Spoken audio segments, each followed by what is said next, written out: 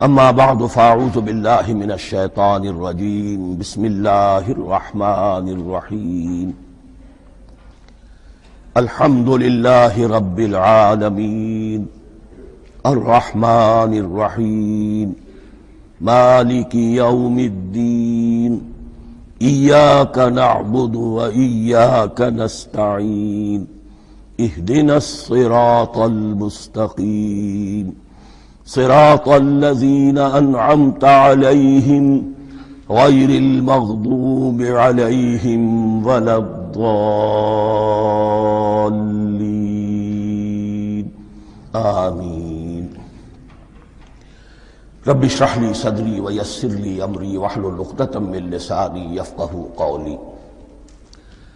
اللہم ربنا الہمنا رشدنا واعذنا من شرور انفسنا، اللہم ارنا الحق حقا وارزقنا اتباعہ وارنا الباطل باطلا وارزقنا اجتنابہ۔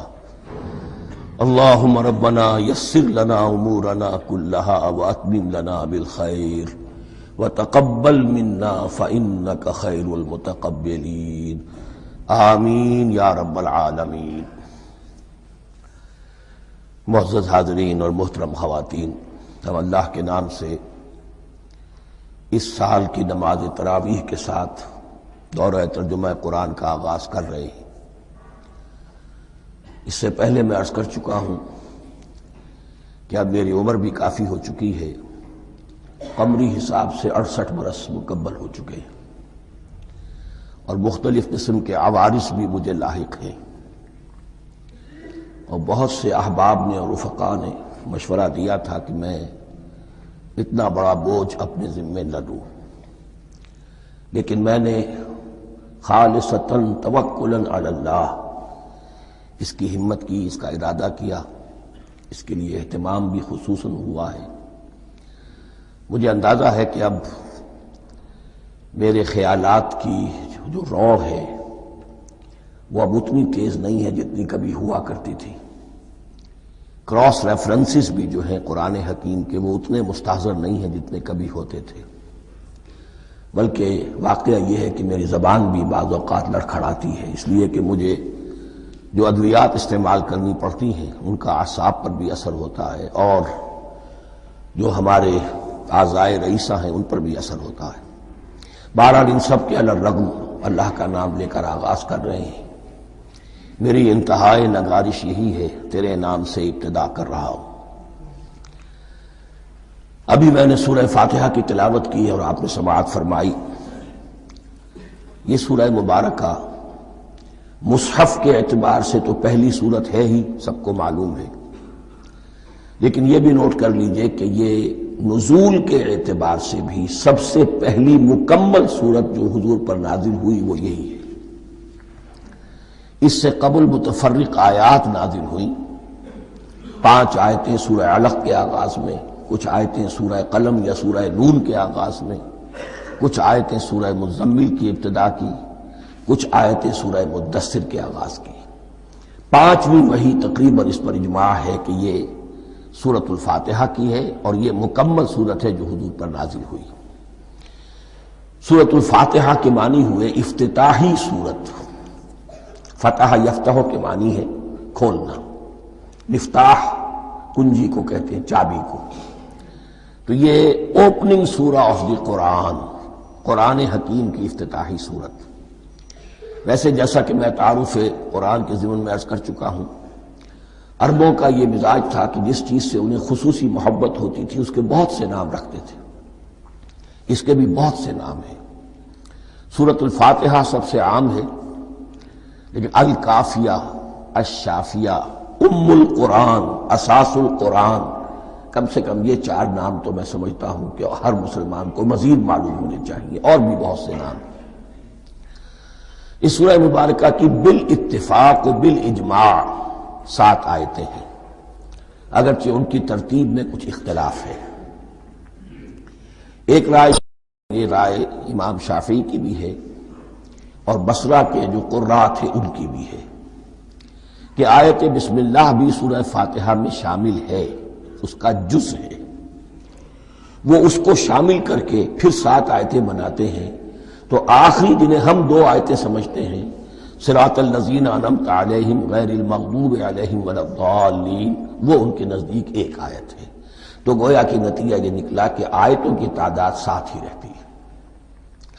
امام ابو حنیفہ رحمۃ اللہ علیہ کا موقف اور کوفے کے جو قراء تھے ان کا بھی موقف یہ ہے کہ آیت بسم اللہ نہ سورہ فاتحہ کا جز ہے نہ کسی اور سورت کا جز ہے، سوائے ایک مقام پر جہاں حضرت سلیمان علیہ السلام کا خط جو ہے نقل ہوا ہے، جنہوں نے ملکہ سبا کو لکھا تھا انہو من سلیمان و انہو بسم اللہ الرحمن الرحیم، تو قرآن کے مطلب میں صرف اسی جگہ پر یہ آیت شامل سمجھتے ہیں، باقی یہ صرف علامت کے طور پر کہ یہاں سے ایک نئی سورت شروع ہو رہی ہے درج کی گئی ہے۔ اس سورہ مبارکہ کو الصلاح قرار دیا گیا ایک حدیث میں، اس کا جو اسلوب ہے وہ دعا کا ہے، اور دعا کے ساتھ اس کی جو مناسبت ہے اور پھر اسی کی وجہ سے ہماری نماز کا یہ جزو لا ینفک بنا دیا گیا، بلکہ ایک حدیث جو میں آپ کو سناؤں گا اس میں اسی کو نماز قرار دیا گیا، الصلاح یہی ہے۔ ویسے وہ حدیث مبارک موجود ہے من لم یقرأ بفاتحۃ الکتاب لا صلاۃ لمن لم یقرأ بفاتحۃ الکتاب، جو شخص سورہ فاتحہ کی تلاوت نہیں کرتا اس کی کوئی نماز نہیں۔ اس کے حوالے سے بھی ہمارے ہاں 2 مسلک ہیں، ذکر صرف اس لیے کر رہا ہوں کہ آپ کے علم میں ہو، ان میں کوئی بنیادی فرق نہیں ہے، کسی بھی ایک رائے کا انسان قائل اور حامل ہو سکتا ہے بغیر اس کے کہ دوسرے کو بالکل غلط قرار دے، بلکہ یہ کہ اس کے لیے بھی گنجائش اپنے ذہن میں اور اپنے دل میں رکھے۔ تو ایک رائے یہ ہے کہ یہ میں کیا عرض کر رہا تھا کوئی بھول گیا ہوں،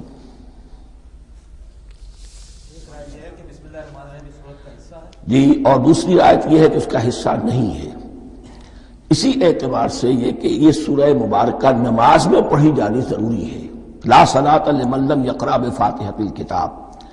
البتہ یہ اختلاف ہے، یہ بات جو میں ذکر کر رہا تھا جو ذہن سے نکل گئی، کہ آیا مقتدی جو ہے امام کے پیچھے کھڑا ہو کر جب نماز پڑھ رہا ہو تو کیا اس صورت میں بھی اس کے لیے لازم ہے کہ سورہ فاتحہ پڑھے؟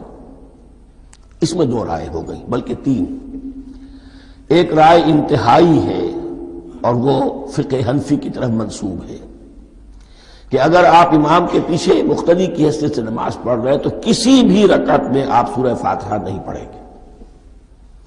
ایک دوسری بالکل برعکس رائے ہے، وہ امام شافعی رحمۃ اللہ علیہ کی ہے کہ ہر حالت میں چاہے امام جہری رکعت پڑھا رہا ہو جس میں وہ بلند آواز سے سورہ فاتحہ پڑھ رہا ہو اور چاہے وہ سری رکعت ہو، ہر حالت میں مقتدی کو بھی پڑھنی ہے۔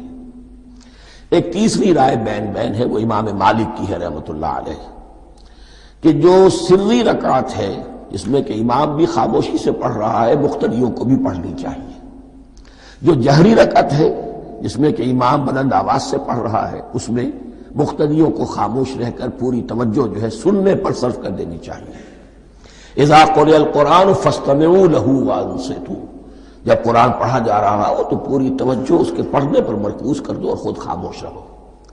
میرے اپنی رائے میں یہ تیسری رائے سب سے زیادہ صائب ہے اور اس میں کسی طرح کی بھی کوئی پیچیدگی پیدا نہیں ہوتی۔ بہرحال اس سورہ مبارکہ کا جو اسلوب ہے میں نے عرض کیا دعائیہ ہے، البتہ قرآن مجید کے علم اور حکمت کے اعتبار سے، اس کے فلسفے کے اعتبار سے ایک بات سمجھ لینی چاہیے۔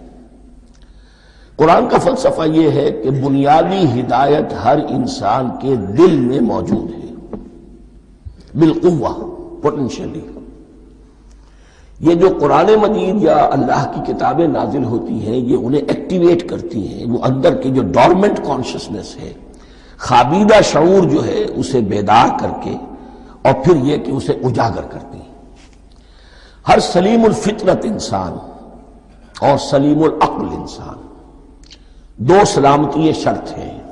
سلیم الفطرت، نیچر پرورٹڈ نہ ہو، فطرت مسخ نہ ہو گئی ہو، عقل سلیم ہو، ان دونوں چیزوں کا نتیجہ یہ نکلتا ہے کہ وہ انسان از خود بغیر کسی وحی کی رہنمائی کے، بغیر کسی نبی کی تعلیم کے سے استفادہ کیے ہوئے از خود بھی کچھ حقائق تک پہنچ جاتا ہے۔ اور وہ حقائق کیا ہے؟ نمبر 1 یہ کہ اس کائنات کا ایک خالق ہے اور وہ ایک ہے، اور وہ تمام صفات کمال سے متصف ہے۔ نمبر 2 یہ کہ انسان کی زندگی صرف یہ زندگی نہیں ہے، بلکہ ایک اور زندگی ہے کہ جس میں اس زندگی کے اعمال کے نتائج برآمد ہوں گے۔ یہ 2 باتیں، اس کی زیادہ وضاحت کے ساتھ جو ہے اس کا تذکرہ آئے گا سورہ لقمان میں، جہاں حضرت لقمان کی شخصیت کا تذکرہ ہے۔ لیکن یہاں صرف یہ بات سمجھ لیجئے کہ قرآن کا فلسفہ یہ ہے کہ ہر انسان میں، ہر فرد نوع بشر میں جو اپنی ولادت کے وقت مسلم ہوتا ہے، حضور کی حدیث ہے کل مولود یولد علی الفطرہ ابواہ یحودانہ او ینصرانہ او یمجسانہ، ہر بچہ نوع انسانی کا فطرت اسلام پر پیدا ہوتا ہے، وہ فطرت کے اندر وہ ہدایت ودیت ہے۔ اب اگر وہ فطرت بس نہیں ہوئی اور عقل جو ہے وہ صحیح رخ پر کام کر رہی ہے تو ان 2 حقائق تک وہ انسان خود پہنچ جائے گا۔ لیکن ان دونوں حقائق تک پہنچنے کے بعد اب وہ دست بستہ دعا کرے گا کہ اے رب اب مزید ہدایت تو مجھے عطا فرما۔ ایک تو یہ کہ میں کیا کروں کیا نہ کروں، میری عقل اس میں ٹھوکر کھا سکتی ہے، میں کسی اچھی چیز کو بری سمجھ سکتا ہوں، کسی بری کو اچھی سمجھ سکتا ہوں، تو مجھے صحیح راستہ، صحیح راہ ہدایت پر چلا۔ یہ دعا ہے جو انسان کرتا ہے جبکہ وہ ایمان باللہ اور ایمان بالآخرہ تک خود پہنچ چکا ہوتا ہے، اور یہ سمجھتا ہے کہ صحیح زندگی کا رخ یہی ہے کہ جس رب کو میں نے پہچانا ہے کہ وہ اس کائنات کا خالق ہے اور مالک ہے اور رب ہے، میں اس کی بندگی کروں، اس کی اطاعت کروں، اس کا حکم مانوں، اس کے راستے پر چلوں۔ لیکن وہ راستہ کون سا ہے؟ اس کے لیے پھر دست بدعا ہوتا ہے کہ پروردگار تو میری رہنمائی فرما۔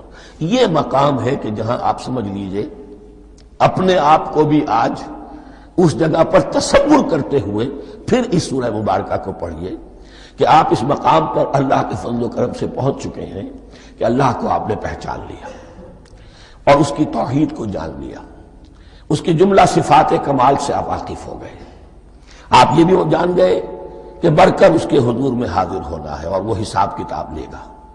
پھر آپ نے یہ عہد بھی کر لیا کہ اب زندگی گزارنی ہے اس رب کی بندگی میں، اسی کی فرما برداری میں۔ اب یہاں کھڑے ہو کر آپ پوچھتے ہیں کہ اللہ مجھے وہ تفصیلی ہدایت عطا فرما، ایسا نہ ہو کہ کبھی میں کسی راستے پر چلتا ہوا کسی پگڈنڈی پر مڑ جاؤں اور وہ تھوڑی سی جو ڈیوییشن ہو میرے راستے کی وہ میری عاقبت کو برباد کر دے۔ یک لحظہ غافل گشتم و صد سال راہم دور شد، اس لیے کہ ہوتا یہی ہے سیدھے راستے سے ذرا سی کوئی پگڈنڈی جو ہے تھوڑے سے اینگل پر نکلی ہے، لیکن جب چلتے جائیں گے آپ تو جتنے آگے بڑھیں گے اس پر، اس راہ صراط مستقیم سے آپ اتنے ہی زیادہ دور ہوتے چلے جائیں گے۔ یہ ہے قرآن مجید کی حکمت اور فلسفے کے اعتبار سے اس سورہ مبارکہ کا مقام۔ اب آئیے ہم بسم اللہ کرتے ہیں۔ بسم اللہ الرحمن الرحیم، شروع کرتا ہوں میں اللہ کے نام سے جو رحمان اور رحیم ہے۔ اس پر کچھ گفتگو ہو چکی ہے تعارف قرآن کے ضمن میں کہ رحمان اور رحیم 2 نام ہیں کہ جو رحمت کے مادے سے نکلتے ہیں۔ رحمان میں اللہ تعالیٰ کی رحمت کا جوش ہے، جانی کیفیت، طوفانی کیفیت، اور رحیم میں اللہ تعالیٰ کی رحمت کا دوام اور تسلسل۔ یہ دونوں کیفیات اللہ کی رحمت میں بیک وقت موجود ہیں، جس کا ہم تصور نہیں کر سکتے۔ ہم سمندر کو دیکھتے ہیں، متلاطم سمندر ہے، اس میں ہیجان ہے، طوفان ہے۔ دریا کو دیکھتے ہیں کہ وہ سکون کے ساتھ چل رہا ہے، خاموشی سے چل رہا ہے، بہہ رہا ہے، بس تسلسل کے ساتھ بہہ رہا ہے۔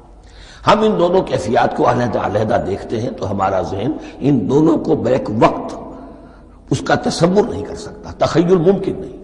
لیکن اللہ کی رحمت کی یہ دونوں شانیں مستقلاً ہر وقت موجود ہیں، بیک وقت، اسی لیے ان دونوں کے درمیان کہیں حرف عطف نہیں آئے گا۔ بسم اللہ الرحمن الرحیم، الحمدللہ رب العالمین، کل حمد، اور حمد کو ذہن میں رکھ لیجئے، حمد مساوی ہے تعریف جمع شکر۔ عام طور پر ترجموں میں ایک لفظ لایا جاتا ہے، کل تعریف اللہ کے لیے، یہ کافی نہیں ہے۔ تعریف آپ کسی شے کی کر سکتے ہیں جس میں کوئی حسن ہے، خوبی ہے، کسی بھی اعتبار سے، خواہ آپ کو اس کے حسن و خوبی سے کوئی فائدہ حاصل نہیں ہو رہا۔ ایک پھول ہے، بہت خوبصورت ہے، بس ٹھیک ہے، خوبصورت ہے، آپ نے کہا، تعریف کر دی۔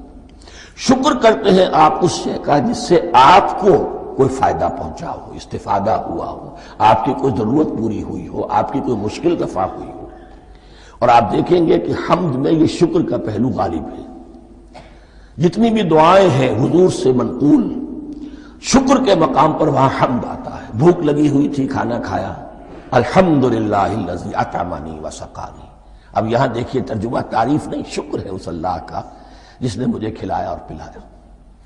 آپ بیت الخلاء سے باہر آئے، نجاستیں آپ سے دور ہو گئی، طبیعت میں انشراح ہوا، الحمدللہ الذی اذھب عنی الاذی وعافانی۔ وہ شکر ہے اس اللہ کا جس نے اذیت بخش چیزیں مجھ سے دور کر دیں اور مجھے عافیت بخشی۔ تو یہ الحمدللہ رب العالمین، اللہ تعالیٰ کا حسن و کمال اور حسن و جمال اپنی جگہ بھی اس انتہا کا ہے کہ جتنی تعریف اس کا حق ہے ہم کر ہی نہیں سکتے، لیکن اس کے احسانات اور انعامات ہم پر اتنے ہیں کہ ہم ان کو بھی گن نہیں سکتے۔ لہذا ایک ہی احصاء ہم نے کر دیا الف لام کے ساتھ، الحمدللہ رب العالمین۔ تمام تعریفیں اور کل شکر اللہ کے لیے ہیں کہ جو تمام جہانوں کا پروردگار ہے، رب ہے، مالک ہے۔ رب میں ایک مفہوم ہوتا ہے ربوبیت کا، اور اس میں مفہوم شامل ہوتا ہے تربیت کا، ربیانی صغیرہ۔ تو مالک ہونا اور تربیت دینا، آپ جس شے کے مالک ہوں گے آپ چاہیں گے اس میں بڑھوتری ہو، اس میں اضافہ ہو، وہ نشو و نما پائے۔ تو یہ دونوں چیزیں آپس میں ایک دوسرے کا جڑی ہوئی ہیں، پروردگار بھی اور مالک بھی۔ عام طور پر عربی میں رب کا لفظ مالک کے لیے آتا ہے، رب البیت، رب الدار، رب المال۔ تو مالک وہاں پر ظاہر بات ہے کہ اس سے مراد کیا ہے؟ مال والا، گھر والا، گھر کا مالک۔ تو کل شکر اور کل تعریف اس اللہ کے لیے ہے جو تمام جہانوں کا مالک بھی ہے اور پروردگار بھی ہے۔ الرحمن الرحیم، رحمان ہے اور رحیم ہے۔ اب دوبارہ اس کی میں وضاحت نہیں کروں گا۔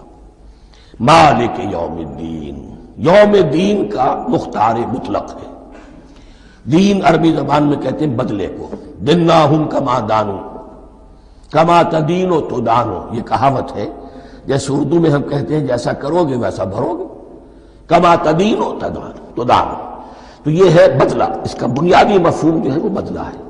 تو بدلے کا ایک دن ہے جس دن فیصلہ ہوگا کہ کون کیا کما کر لایا ہے اور اسے کیا بدلہ ملنا چاہیے۔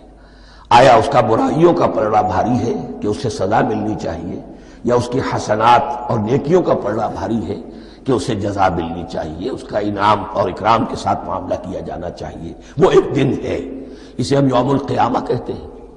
اور لیکن اصل بات جو یہاں کہی گئی، یعنی ایک جملے میں 3 باتوں کا اعتراف ہو رہا ہے۔ بعث بعد الموت، ایک دن آئے گا کہ ہم مرنے کے بعد تمام انسان اٹھا لیے جائیں گے، پھر حساب و کتاب، پھر اللہ کے ہاں حاضری ہوگی اور حساب کتاب ہوگا۔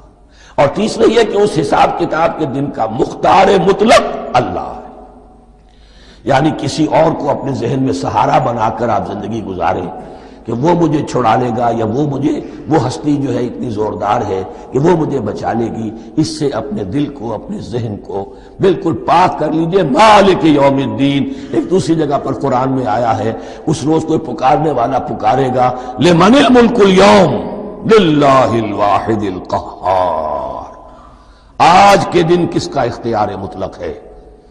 اور پھر کہا جائے گا اللہ کے لیے، الواحد قہار، جو پوری طرح چھایا ہوا ہے، مستولی ہے۔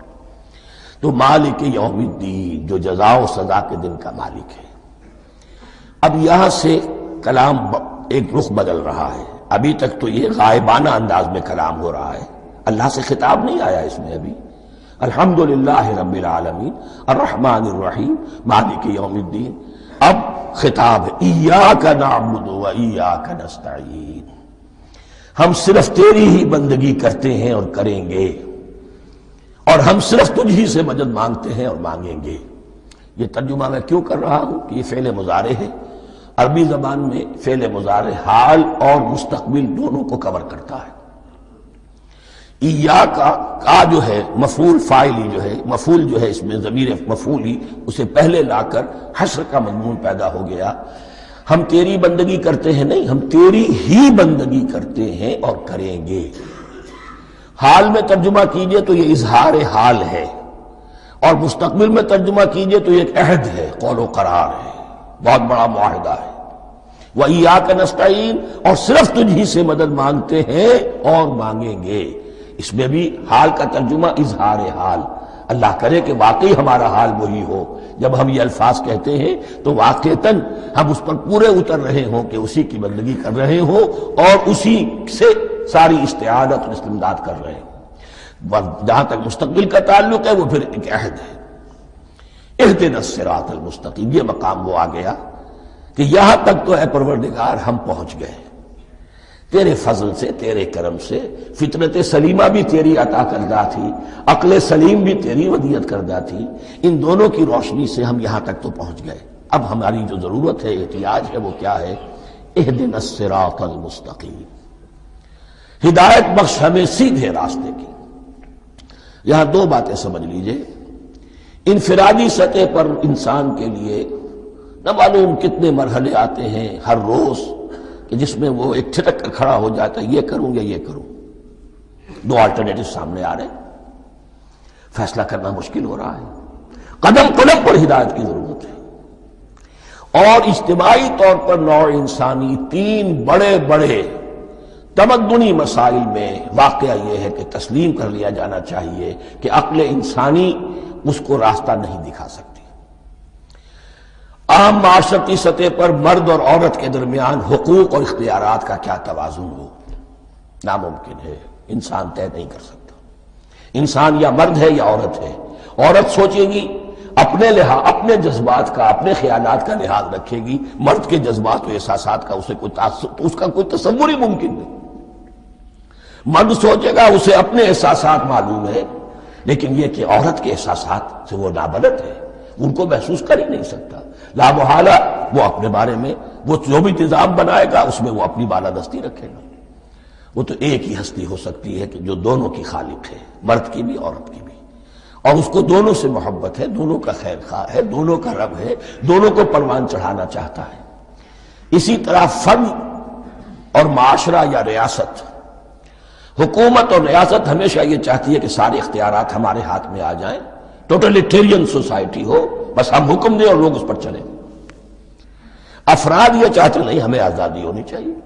اب آپ دیکھیے کہ دنیا میں کتنے جھگڑے چلتے ہیں اسی پر، فریڈم فریڈم فریڈم۔ وہ فریڈم واقعتاً اپنی جگہ پر ایک شے ہے، افراد کی آزادی ہونی چاہیے، لیکن افراد کی آزادی اتنی نہ ہو جائے کہ وہ مادر پدر آزاد ہو جائے، کوئی قانون، کوئی قاعدہ، کوئی اخلاقی کوئی حدود اور قیود جو ہے ان کا پابند نہ رہے۔ تو اب کہاں ہے وہ نقطہ اعتدال کہ جس میں انسان کی انفرادی آزادی، انفرادی اختیار اور ادھر اجتماعی مصلحتیں جو ہیں ان کو بیلنس کیا جا سکے؟ انسان طے نہیں کر سکتا، صرف اللہ ہی اس کے لیے نظام دے سکتا ہے۔ تیسرا مسئلہ ہے سرمایہ اور محنت، اس میں کیا توازن ہو؟ سرمایہ اور محنت دونوں مل کر کچھ بنا رہے ہیں، کچھ پروڈیوس کر رہے ہیں۔ اب اس میں نفع جو ہوا ہے اس میں سرمایہ کا کتنا حصہ ہونا چاہیے اور لیبر کا کتنا ہونا چاہیے، کون طے کر سکتا؟ اس کے لیے بھی کہ ایسا نہ ہو کہ سرمایہ داری جو ہے آکاش بیل بن کر پورے معاشرے پر چھا جائے اور غریب بیچارہ، مزدور بیچارہ، کاشتکار بیچارہ وہ گویا کہ چکی کے دو پارٹوں میں پس کر رہ جائے، اس کی کوئی حیثیت نہ رہ جائے۔ لیکن یہ کہ دوسری طرف اگر یہ کہ مزدور کا جو حق ہے اس سے زیادہ اس کو دے دیا جائے تو سرمایہ جو ہے وہ سکڑ جائے گا، شائی ہو جائے گا، وہ پھر میدان میں نہیں آئے گا۔ کیا کیا جائے؟ کون سا نقطہ عدل و اعتدال ہے؟ یہ تین مسائل ایسے ہیں، اہدنا الصراط المستقیم۔ تو یوں سمجھیے کہ ایک جو بنیادی ہدایت تھی، ایک اللہ کو پہچان لینا، یہ جان لینا کہ کل حسن و جمال اور تمام انعام و اکرام کا منبع اس کی ذات ہے، وہ رحمان ہے اور رحیم ہے، اور یہ جان لینا کہ مرنے کے بعد جی اٹھنا ہے، حساب کتاب ہے، فیصلہ ہوگا جزا و سزا کا، اور مختار مطلق اس دن کا اللہ ہے۔ پھر یہ عہد کر لینا ایاک نعبد و ایاک نستعین۔ اس کے بعد دعا، پروردگار ہمیں ہدایت پر قائم رکھ، ہماری ہدایت میں اضافہ فرما۔ اس ہدایت کے لفظ کو سمجھ لیجئے، بنیادی ہدایت، تفصیلی ہدایت، قدم قدم پر ہدایت، ہدایت پر ہدایت۔ والذین اہتدوا زادہم ھدی، جو لوگ ہدایت کے راستے پر آتے ہیں اللہ ان کی ہدایت میں اضافہ کرتا ہے۔ تو یہ قدم قدم پر ہمیں ہدایت کی ضرورت ہے اور مرحلہ وار ضرورت ہے۔ ہدایت اس کو بھی کہتے ہیں کہ کسی نے آپ سے کوئی پتہ پوچھا، آپ نے کہا ادھر جانا، پھر دوسری گلی میں مڑنا، پھر جانا دو تین لائٹیں چلے جانا، پھر مڑنا وغیرہ وغیرہ، یہ بھی ہدایت ہے، نظری طور پر آپ نے بتایا ہے۔ ایک ہدایت یہ ہوئی کہ بھائی میں چلتا ہوں آپ کے ساتھ، میں آپ کو وہاں تک پہنچا دوں گا تاکہ آپ کو دقت نہ ہو، آپ نے منزل تک پہنچا دیا۔ ان دونوں کے درمیان، یہ تو میں نے ایک فرد کی مثال دی ہے، اللہ اور بندے کے درمیان نہ معلوم کتنے مراحل ہیں ہدایت کے۔ تو کسی وقت بھی انسان اپنے آپ کو ہدایت خداوندی سے مستغنا نہیں سمجھ سکتا، اور نہیں تو پروردگار جو ہدایت دی ہے اس پر ہدایت پر قائم رکھ۔ کیا پتہ شیطان کا کوئی حملہ، کیا پتہ ہمارے نفس کی کوئی شرارت کسی ایسے رخ پر ہمیں ڈال دے کہ اب تک کی ساری کمائی بھی ضائع ہو جائے۔ لہذا یہ نہ سمجھیے کہ جب یہ ساری چیزیں ان کو معلوم تھی، ان چیزوں کا تو اقرار کر رہے تو اب ہدایت کون سی مانگ رہے؟ تو ہدایت کا تو بڑا میدان کھلا ہوا ہے، اور اس ہدایت کی وہ جو میں نے آخری شکل آپ کو بتائی ہے کہ منزل مقصود تک پہنچا دے، یہ ہدایت بھی قرآن مجید میں اس معنی میں بھی لفظ آیا ہے کہ اہل جنت جب جنت میں داخل ہوں گے تو جو ترانہ حمد ان کی زبان پر اس وقت ہوگا وہ کیا ہے؟ الحمدللہ الذی ہدانا لہذا وما کنا لنہتدی لولا ان ہدانا اللہ۔ کل شکر اس اللہ کا جس نے ہمیں یہاں تک پہنچا دیا، ہدایت دی یہاں تک پہنچا دیا، اور ہم ہرگز نہ پہنچ پاتے، ہم ہرگز ہدایت یافتہ نہ ہو سکتے اگر اللہ ہی ہمیں ہدایت نہ دیتا۔ اہدنا الصراط المستقیم، سیدھا راستہ، صراط الذین انعمت علیہم، اب اس کی مزید وضاحت ہے، راستہ اس کا ان لوگوں کا جن پر تیرا انعام ہوا۔ یہ کون لوگ ہیں؟ اس کی وضاحت آپ کو ملے گی سورہ نساء میں، من یطع اللہ والرسول فاولئک مع الذین انعم اللہ علیہم من النبیین والصدیقین والشہداء والصالحین۔ چار طبقات ہیں منعم علیہم جن پر اللہ کا انعام ہوا ہے۔ چوٹی پر انبیاء کرام، اس کے بعد صدیقین کرام، اس کے بعد شہداء عظام، اس کے بعد عام صالح مسلمان، صالح ہو۔ یہ بیس لائن ہے، اس سے اوپر کا درجہ شہداء کا ہے، اس سے اوپر کا درجہ صدیقین کا ہے، اور پھر اس سے اوپر کا درجہ انبیاء کا ہے۔ انبیاء میں سے پھر وہ بھی ہوتے ہیں کہ جو اولو العزم میں من الرسل ہیں، لیکن یہ چار طبقات ہیں، ان کے راستے پر ہمیں چلا۔ غیر المغضوب علیہم ولا الضالین، جو مغضوب علیہم نہیں ہوئے، جن پر تیرا غضب نہیں ہوا، اور غضب ہوتا ہے ان پر کہ جو ہدایت کے واضح ہونے کے بعد ہدایت کو ترک کر دیں، وہ ہے مغضوب علیہم۔ جنہیں ہدایت مل گئی ہو، ہدایت کو پہچان لیا ہو، پھر اپنی شرارت نفس کی وجہ سے، اپنی نفسانیت کی وجہ سے، اپنے تکبر کی وجہ سے، اپنے حسد کی وجہ سے وہ اس حق کو رد کر دیں، اس کو ترک کر دیں، ان پر اللہ کا غضب آتا ہے۔ اور اس میں اس کی بہت بڑی مثال تاریخ کے اعتبار سے یہودی ہے۔ اللہ نے انہیں ہدایت دی، کتابیں عطا کی، تورات، انجیل، زبور، سینکڑوں نبی ان میں مبعوث کیے، 1400 برس تک نبوت کا تار ٹوٹا ہی نہیں، مسلسل۔ ابتدا میں بھی 2 نبی، موسیٰ اور ہارون، اور اختتام پر بھی 2 نبی، عیسیٰ اور یحییٰ علیہ السلام، اور ان کے مابین کوئی لمحہ نہیں آیا ہے تاریخ بنی اسرائیل میں جبکہ کوئی نہ کوئی نبی موجود نہ ہو۔ لیکن انہوں نے اپنی شرارت نفس کی وجہ سے ہدایت تورات سے بھی منہ موڑا، اور پھر سب سے بڑی بات یہ کہ ہدایت محمدی سے، ہدایت قرآنی سے بھی صلی اللہ علیہ وسلم منہ موڑا، وہ ہے مغضوب علیہم ولا الضالین، اور نہ ہی گمراہ ہوئے۔ یہ لفظ جو آتا ہے عربی زبان میں گمراہ کا بھی ہے اور تلاش حق میں بھٹکنے والے کا بھی ہے۔ ایک وہ شخص ہے جس پر حق ابھی واضح نہیں ہوا، وہ تلاش میں ہے، اس کے لیے بھی ضال کا لفظ آئے گا۔ اسی طرح کوئی شخص کسی کے عشق اور محبت میں ایسا ہو جائے، دیوانہ ہو جائے، اس کو بھی ضال کہتے ہیں، یعنی اس کے اوپر جذبات کا اتنا غلبہ ہو گیا ہے کسی کی محبت اور عشق کی بنا پر۔ تو حضور کے لیے یہ لفظ آیا ہے وَوَجَدَكَ ضَالًّا فَهَدَىٰ، اور یہ تو سورۃ الضحیٰ ہے، اکثر بیشتر لوگوں کو یاد ہوگی۔ تو تو یہ جو ضلال کا لفظ ہے اس میں سمجھ لیجئے ضروری نہیں ہے کہ وہ گمراہ ہو، بلکہ وہ بھی کہ جو ابھی راہ ہدایت کی طلب میں اس کے حصول کے لیے اس کی تلاش میں کوشاں ہیں، اور وہ بھی کہ جو کسی مغالطے کی وجہ سے حق سے منحرف ہو جائے۔ یہ بھی جان لیجئے کہ ایک ہے بدنیتی، تکبر، حسد، حق کو جان کر پہچان کر رد کر دینا یا چھوڑ دینا یا ترک کر دینا، ایک ہے کسی غلطی میں، کسی جذبات کے اندر آ کر، کسی غلو کے اندر مبتلا ہو کر اور حق سے منحرف ہو جانا۔ اس کی جو سب سے بڑی مثال ہے وہ نصارہ ہے، عیسائی ہے۔ حضرت مسیح کو انہوں نے مانا لیکن غلو کیا، یہ لفظ آئے گا آگے، لا تغلو فی دینکم، اپنے دین میں غلو نہ کرو۔ جیسے ہمارے ہاں بھی بعض لوگ ہیں جو حضور صلی اللہ علیہ وسلم کی تعریف میں، حضور صلی اللہ علیہ وسلم کے ساتھ اپنی محبت کے اظہار میں غلو کر جاتے ہیں۔ یہ انتہا درجے کو ہو گیا تھا حضرت مسیح علیہ السلام کے ماننے والوں میں، اور اس کی بنا پر انہوں نے تثلیث کا عقیدہ ایجاد کر لیا اور حضرت مسیح علیہ السلام کو اللہ کا بیٹا بنا دیا۔ تو اس کی سب سے بڑی مثال ضالین کی اس اعتبار سے کہ ہدایت پانے کے بعد کسی بدنیتی سے نہیں بلکہ کسی اچھے جذبے میں غلو کی وجہ سے رسول سے محبت کرنا تو اچھا جذبہ ہے، لیکن یہ محبت بھی ایک حد میں رہنی چاہیے۔ غلو کرے گی تو ظاہر بات ہے کہ اس کے بعد وہ گمراہی کی طرف لے جائے گی۔ تو یہ ہے اس سورہ مبارکہ کا ترجمہ، اور اس کے بعد آخر میں آمین کہنا یہ مسنون بھی ہے، کہنا چاہیے۔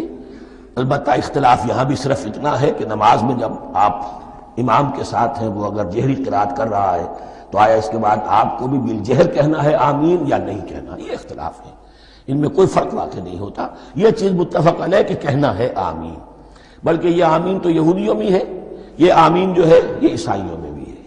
ان کی بھی جو پریئر لارڈس پریئر ہے اس کے بعد آمین، وہ آمین کہتے ہیں، وہ فرق وہ لفظ ایک ہی ہے، اس لیے کہ عبرانی زبان اور عربی زبان یا تو ہم یہ کہہ سکتے ہیں کہ دونوں بہنیں ہیں، کوئی ایک مشترک زبان تھی ان کی ماں جس کی یہ دو بیٹیاں ہیں، اور یا یہ کہنا پڑے گا کہ عربی زبان کی ماں جو ہے وہ عبرانی زبان ہے۔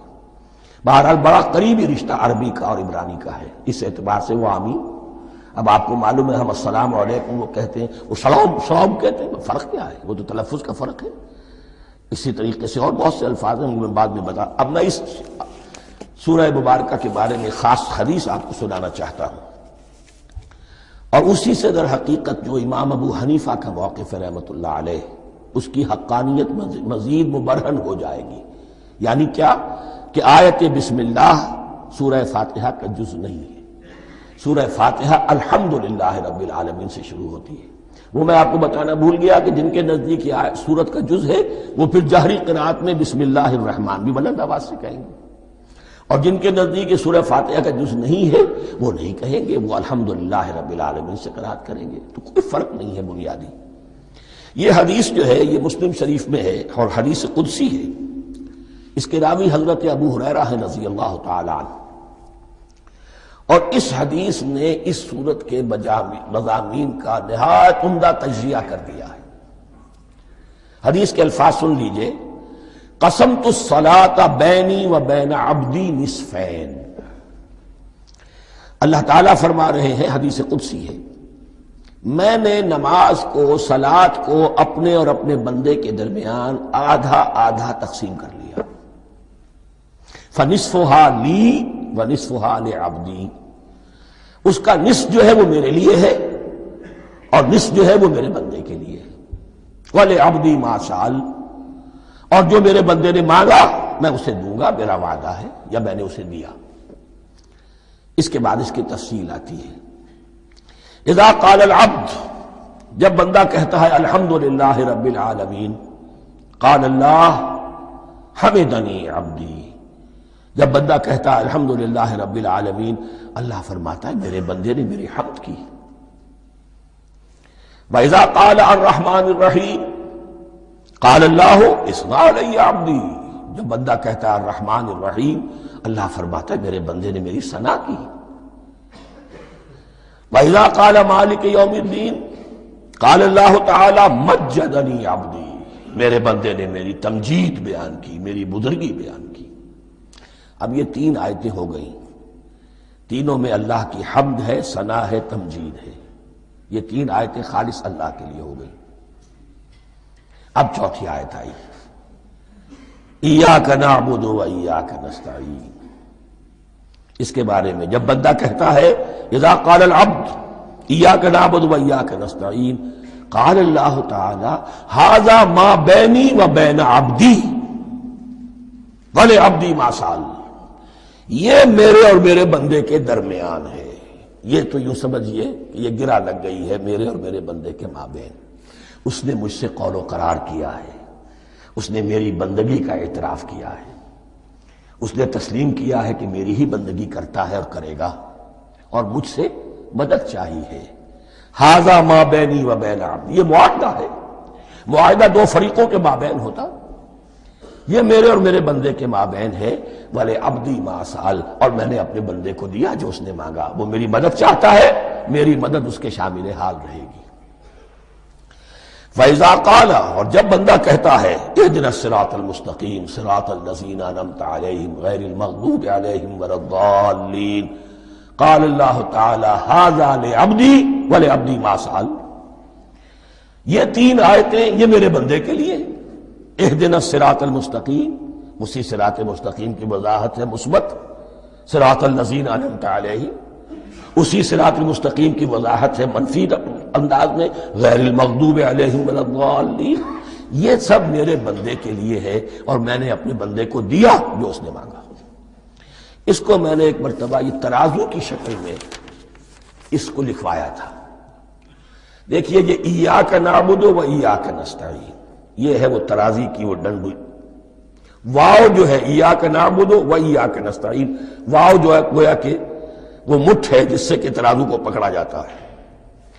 ادھر ایک پلڑا ہے جس کی تین آیتیں ہیں، الحمدللہ رب العالمین الرحمن الرحیم مالک یوم الدین۔ اس کا نتیجہ کیا نکلا؟ ایاک نعبد۔ آپ نے شاید یہ سنا بھی ہو، ایک بہت ہی عمدہ قرات کا جو ریکارڈ ہے قاری عبدالباسط عبدالصمد کا، وہ یہیں سے چل کر سورہ فاتحہ کی قرات کر کے ایاک نعبد پر آ کر رکتا ہے، الحمدللہ رب العالمین الرحمن الرحیم مالک یوم الدین ایاک نعبد۔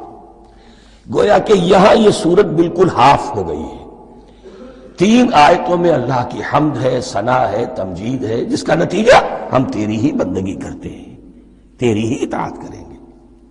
لیکن اب اس کے بعد سوال ایاک نستعین، اسی کی جو استعانت کیا درکار ہے ہمیں؟ ہدایت۔ ہدایت سب سے بڑی استعانت ہے، ہدایت ہی تو سب سے بڑی مدد ہے۔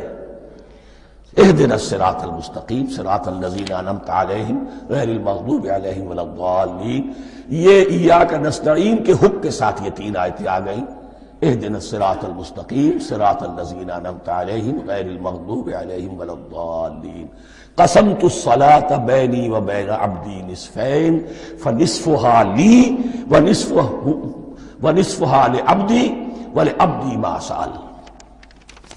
اللہ تعالیٰ اس سورہ فاتحہ کا جو اصل مفہوم ہے وہ بھی ہمارے ذہنوں پر، ہمارے شعور کی سطح پر اسے اجاگر کیے رکھے، ہمیں توفیق دے کہ جب بھی پڑھیں، جب بھی سنیں تو وہ کیفیت اگر ہو جائے، اس لیے کہ ایک حدیث ہے کہ الصلاۃ معراج المومنین، نماز تو اہل ایمان کے حق میں معراج کے درجے میں ہے۔ اس حوالے سے ہم یہ سمجھ سکتے ہیں کہ کوئی وقت ایسا آ سکتا ہے